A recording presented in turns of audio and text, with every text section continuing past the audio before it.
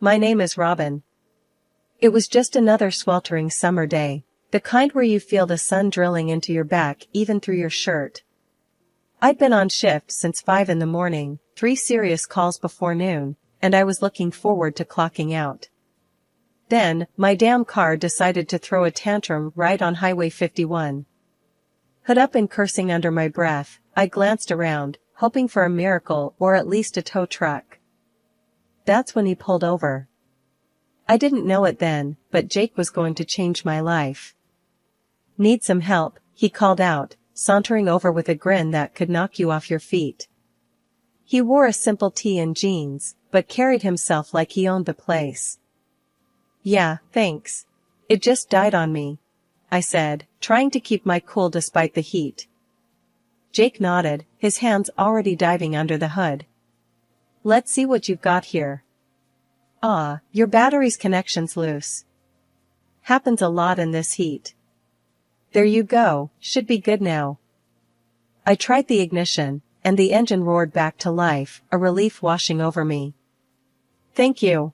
I thought I was going to be stuck here forever. No problem at all. It's too hot to leave someone stranded. You a nurse? He asked, nodding towards my uniform. Paramedic, I corrected him with a smile. Long shifts, lots of adrenaline, and not enough coffee. Jake laughed, a sound that filled the space between us comfortably. Sounds tough. I work construction, mostly on government buildings. So I get the long hours too. We chatted a bit more by the side of the road. It was one of those easy conversations that you don't expect to have with a complete stranger. Before we parted ways, Jake said, Robin, maybe I can take you out for coffee sometime? You can tell me more about being a paramedic, and I can bore you with stories about electrical codes. I found myself nodding before I even thought it through. I'd like that. We exchanged numbers, and as he drove away, I couldn't help the silly grin spreading across my face. Coffee turned into dinner, and dinner turned into late-night talks and walks along the river. Jake had a rough charm about him, a straightforward way of talking that made you listen. He didn't sugarcoat his words, didn't dress them up. And I liked that about him. We'd meet up whenever my shifts and his job sites allowed. It wasn't easy, both of us working odd hours, but it felt right whenever we found time together. A couple of months in, during a quiet moment overlooking the city lights from the park hill, Jake pulled a small box from his jacket. Robin, I ain't good with fancy speeches, he said, his voice rough like always. But I know a good thing when I see it, and I don't want to let go. Marry me? It was blunt, unexpected, and so very Jake. I said yes without a second thought. We didn't plan a big event, neither of us cared for that kind of show. Just a simple ceremony at the town hall with a few friends and his mom, who took to calling me daughter from day one. Settling into Jake's family home wasn't the honeymoon paradise some might expect, but it felt right, like I was finally where I belonged. The house was an old 2-story building with creaky floors and a cozy kind of clutter that made you feel at home the minute you walked in. The first morning I woke up there as Jake's wife felt surreal. I was nudged awake not by the blare of my alarm, but by the rich aroma of coffee brewing downstairs and the distant sound of Martha humming an old tune. I patted down, finding her in the kitchen, which was her kingdom, really. Morning, sunshine, Martha greeted without turning. Hope you like your coffee strong and your toast on the darker side. I wouldn't have it any other way, I replied, sliding onto a stool at the counter. This casual kitchen chatter became our morning ritual. It wasn't just about the breakfast, it was her way of checking in, making sure I was settling in okay without making a big fuss about it. Jake had already left for work, typical of his early starts. He tried to keep his construction gigs close to home, but some days he'd be gone before dawn and not back till everyone else was turning in. It put a strain on us, sure, but we made it work. One evening, about a week after the wedding, I was folding laundry in the living room when Martha sat down across from me, her expression more serious than usual. You know, Robin, Jake's father was just like him when we were young. Always working, always making sure we had enough. Hard shoes to fill, but he's doing his best," she said, smoothing out a shirt I had just folded. "I know he is. And I love him for it," I replied, catching her eye. "It's not easy, but what's the point if it's not a bit of a challenge, right?" Martha chuckled. "That's the spirit. Just remember, this house is as much yours now as it is ours. Don't ever feel like you can't make your mark here." That meant the world to me. It wasn't long after that chat that I found out I was pregnant. The joy on Jake's face when I told him was something I'd freeze in time if I could. We were going to be parents, and suddenly, the house felt too small for all the love it had to hold. During those months, Martha taught me everything, from baby-proofing the house to managing night feeds. Her support was unwavering. The day our son was born, she was right there, handing me water, wiping my brow, and whispering words of encouragement. Bringing our son home was another chapter. I quit my job to stay home with him, thinking it'd be a breeze with all the stories and advice I had armed myself with. But nothing ever really prepares you for motherhood, does it? The sleepless nights, the constant worry, you name it, I felt it. After months of being at home with my son, I started feeling the walls close in on me. I loved my boy to bits, don't get me wrong, but there was a part of me that missed the rush of the ambulance, the urgency of saving lives, and the camaraderie with my team. I remember broaching the topic with Jake one evening after dinner. He was wiping down the table, a furrow between his brows like he always had when deep in thought or stress. "Jake, I've been thinking about going back to work, just a couple of shifts a week," I said, watching his reaction closely. He paused, the cloth in his hand stopping mid-swipe. "Work, huh? And what about the little guy? Who's gonna watch him?"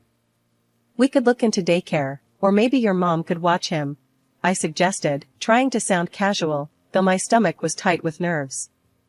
Jake sighed, tossing the cloth onto the counter with more force than necessary. "Daycare? That's not happening. My boy isn't going to be raised by strangers. And mom's already doing enough around here." The conversation quickly turned tense. "It's not about not wanting to be with our son. You know I love him. But I need something for myself too, Jake. I need to feel like I'm more than just a mom." Jake ran a hand through his hair, looking frustrated. "And what about what I need? I need you here. We agreed on this, remember? When we decided to have a kid?" I remembered, all right. But back then, I hadn't realized how much of myself I'd lose in the process. "Things change, Jake. I didn't know I'd feel this way." He didn't respond right away, just stared out the window at the darkening yard. Finally, he muttered, "Fine, Robin, do what you gotta do. But we're not doing daycare." Thankfully, Martha stepped in, bless her heart. "I'll watch him," she declared one morning, having overheard one of our discussions. "You go back to work. It'll do you good." With that settled, I started back part-time. The first day pulling on my uniform again felt like slipping back into my old skin. But the balancing act was harder than I'd anticipated. Work was demanding, and home was equally taxing. Jake's job took him away often, and when he was home, he was increasingly critical. "You're never here anymore," he'd say, or, "Why is the house always a mess?" The comment stung, especially when I was stretching myself thin trying to keep everyone happy. One night, standing over the sink scrubbing at a stubborn pot, I finally snapped. "I can't do everything, Jake. I'm working, taking care of our son, trying to keep up with the house. What do you want from me?" We glared at each other, the air thick between us. Then, without another word, Jake grabbed his coat and left, the door slamming shut behind him. The sound echoed, much like the gap growing between us. One cold evening, after a particularly grueling day, I found Jake sitting at the kitchen table, paper strewn about, his face buried in his hands. He didn't hear me come in. "Long day?" I asked, setting down my paramedic bag a little harder than necessary.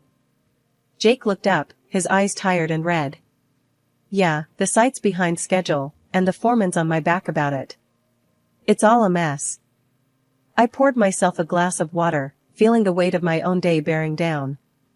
"Tell me about it." "Had a kid, no older than ours, come in with a broken arm. The screams, just takes it out of you." Jake nodded but was silent. It was like he was there but not really. I missed him, missed us talking. The real test came when my mother-in-law's health took a turn for the worse. It was a Tuesday when I got the call from the clinic. They said she needed to come in for some tests. They'd found something during a routine checkup. Something serious. I was folding laundry when I told Jake. His reaction was nothing like I expected. A brain tumor? So, what are they gonna do about it? His voice was devoid of warmth, practical to a fault. They're not sure yet. More tests. Maybe surgery, I explained, trying to keep my own fear in check. And how are you planning to juggle that with everything else? He asked, his tone almost accusatory. I don't know, Jake. But she's your mother. We have to do something. I snapped back, frustration boiling over. Great, just great, he muttered, rubbing his temples. Just what we need, more complications. It felt like his empathy had evaporated when I needed him most. The following weeks were a blur of hospital visits, doctor's consultations, and trying to maintain some semblance of normalcy at home. Jake rarely came with me to see his mom. It was always, I've got to work, or I'm too tired tonight. One evening, after I'd spent several hours at the clinic, I came home to find Jake on the couch, watching TV. How's Mom? He asked without looking away from the screen. Not great. She might have to stay for observation, I said, dropping onto the couch beside him, exhausted. Jake sighed. Well, you're the medical expert, Robin. You handle it. His words felt like a slap. I am handling it, Jake. But she's your mother. Don't you think you should be a bit more involved? He turned then, his face hard and cold. Look, I've got enough on my plate. You wanted to go back to work, you deal with it. That night, we went to bed angry and distant. The gap between us grew each day, filled with unspoken resentments and exhaustion. I lay awake, listening to his steady breathing, wondering how we had gotten here, to this place where even compassion seemed too much to muster. The tumor was inoperable, and the decision to bring Martha home was filled with a mix of dread and determination. I knew it wasn't going to be easy, especially with everything else on my plate, but family is family. The house was filled with the constant, underlying scent of medicine that seemed to permeate everything. Jake seemed to shrink away more and more with each passing day. He barely looked at his mother, and when he did, his face twisted into a scowl that didn't sit right with me. Can't you open a window here?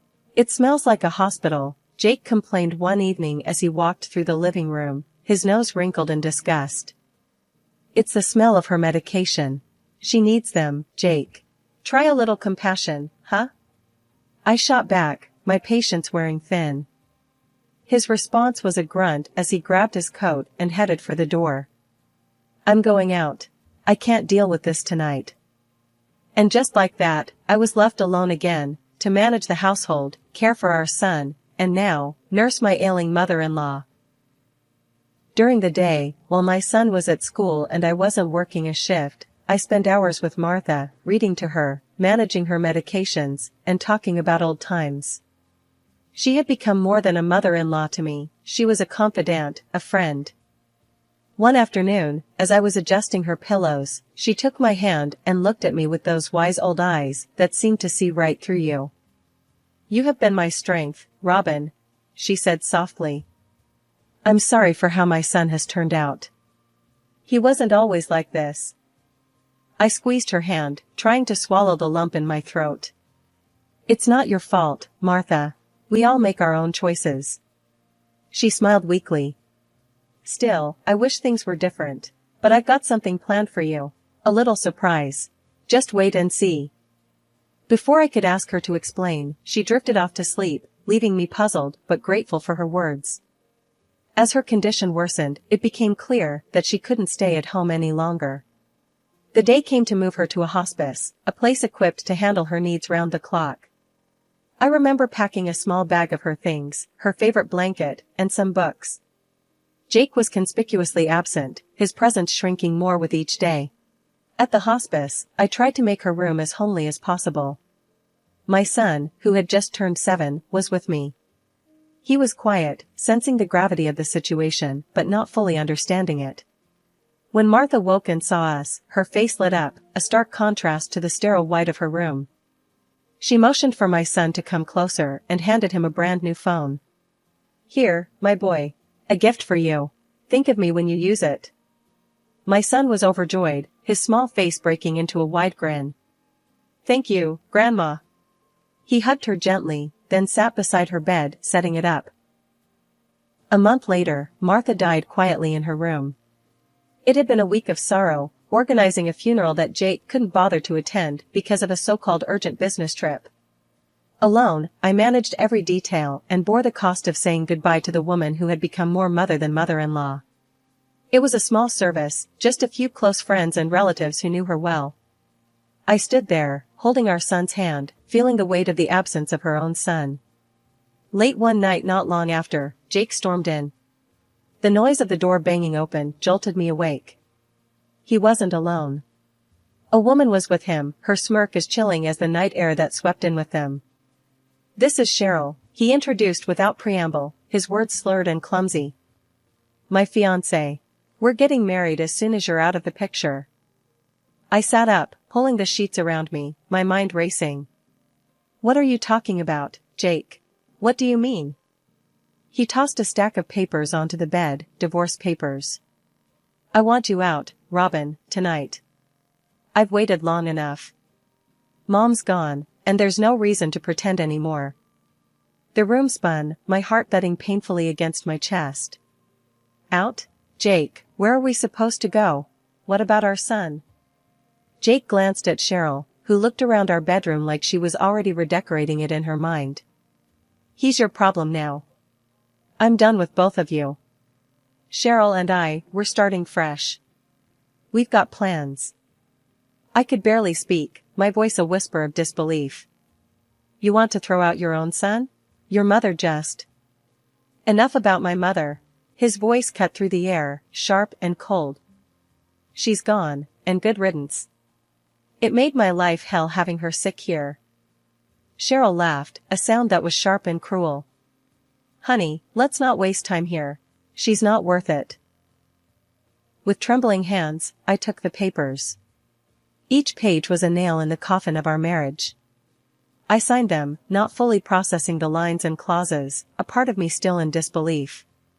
I got up, my movements robotic, and started gathering essentials, documents, some clothes for me and our son, the little savings I had stashed away. When I entered our son's room, he wasn't asleep. He sat up in bed, his new phone in hand, his eyes wide and scared. "Mom, I heard everything." Forcing a smile that hurt, I sat next to him, brushing his hair back from his forehead. "We've got to go, sweetheart. Just for a little while, until I figure things out." We left the house with just a few bags, stepping out into the cold night. I called a taxi, which took us to a nearby hotel. Lying in the hotel room, listening to my son breathe softly, sleep far from my eyes, I felt the first stir of something fierce and strong within me. This wasn't the end. It couldn't be. Not like this. Jake had made his choice, but now, it was time to make mine. I met the next morning at the hotel in a disassembled state. But life went on. As I was getting ready to take my son to school, he stopped me with a serious look I'd never seen on his face before. "Mom," he said, holding up his phone, "I recorded something last night. You need to see this." He played a video, and my heart sank as I listened to Jake's cruel words, not just to me, but about us. It was more than painful, it was evidence. After dropping my son off at school, I felt a mix of anger and determination as I drove to work. I called my friend Carol, who worked in HR at Jake's company. "Carol, I need you to see something," I said and explained briefly. I sent her the video. "Just watch it. It's important." She was quiet for a moment after the video ended. "This is serious, Robin," she finally said. "I'm so sorry, but we need to address this. I'll take it from here." Feeling a small sense of relief, I tried to focus on my work, but it was nearly impossible with everything hanging over me. Later that afternoon, I received a call from a number I didn't recognize. "Is this Mrs. Robin Thompson?" a formal voice asked. "Yes, it is," I replied. "My name is George Stanton, I was your mother-in-law's attorney. It's urgent that we meet to discuss her last wishes. Of course, I said, a lump forming in my throat. We arranged to meet within the hour. Mr. Stanton greeted me with a solemn nod and ushered me into his office, where he got straight to the point. Martha was very explicit in her will, he began, pushing a stack of papers across his desk towards me. She has left everything to you and your son, the house, her car, and a substantial amount of money. I was speechless, tears forming in my eyes as he handed me a letter from Martha. Her words thanked me for the love and care I'd shown her. You were the daughter I chose, she wrote. Overwhelmed, I wiped my eyes. Just then, the door burst open. Jake stormed in, Cheryl trailing behind him, her face twisted in anger at seeing me there. What's going on? Jake demanded. Mr. Stanton didn't miss a beat. Martha left the majority of her estate to her daughter-in-law and grandson, he explained calmly. You've been bequeathed the contents of the garage. Jake's face turned red, his anger palpable. This is nonsense. I'll contest this. Mr. Stanton politely replied, There's no money coming to you, sir. Everything was left to Mrs. Thompson. Any attempt to contest this will likely be futile and costly. Cheryl's interest visibly waned, she looked at Jake and then at the plain surroundings of the office. I'm not sticking around for this. I don't need a penniless lover, she muttered and walked out, her high heels clicking sharply on the floor. Jake looked as if he might explode. This isn't the end, he spat at me before turning and leaving, slamming the door behind him. As I left Mr. Stanton's office, the papers clutched in my hand felt like a shield. Martha's final gift had given me more than just material security, it gave me a measure of justice, and for the first time in a long while, a genuine hope for the future. I never thought I'd find myself in a courtroom arguing for a divorce I didn't initially want, but life has a funny way of throwing you curveballs. Jake had done a complete 180 when he realized what he stood to lose, not just me and our son, but the comfortable life in the house and the wealth left by his mother. On the day of the hearing, the courtroom was stiff and formal, a stark contrast to the chaos of my emotions. Jake was there, looking worn but determined, a sharp-dressed lawyer by his side. When it was his turn to speak, he stood up, his voice shaky. I've made mistakes, big ones, and I'm sorry. I don't want to lose my family. I want to make things right with my wife and son, he pleaded, his eyes darting around the room but mostly avoiding mine. I listened, feeling a mix of pity and anger.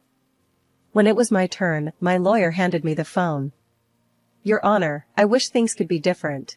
But I believe this video will show why that's not possible, I said, my voice steady despite the trembling in my hands. The judge watched the video, his expression growing tighter with each passing second. When it ended, he looked over at Jake, his face hard with barely concealed contempt. This court sees no reason to deny the petition for divorce. It's clear that the relationship has suffered irreparably. In the weeks that followed, the fallout for Jake was worse than I expected. The video not only secured my divorce, but also rippled through his life like a shockwave. Carol, my friend from HR, had made sure the right people saw his behavior. Jake's company transferred him to another branch, a demotion in all but name, and slashed his salary. Cheryl, the assistant manager and the woman he'd left me for, was fired for her misconduct and fined heavily by the company. Life at home started to settle into a new normal. I went back to work as a paramedic, something that grounded me and gave me purpose beyond the courtroom and the drama. One evening, after a particularly tough shift, my son and I sat on the porch of our big, beautiful house, the house Martha left us. He was doing his homework, and I was sipping on a well-deserved cup of tea, watching the sunset. Mom, are you okay? He asked, looking up from his books with those thoughtful eyes so much like his grandmother's. I am, baby. Better than okay, I answered, smiling. We've got each other, and we've got a home. That's more than enough. He smiled, went back to his homework, and I turned my face back to the fading light. The evening was peaceful, the kind of peace that comes after a storm, when everything is washed clean, and the world looks fresh and bright.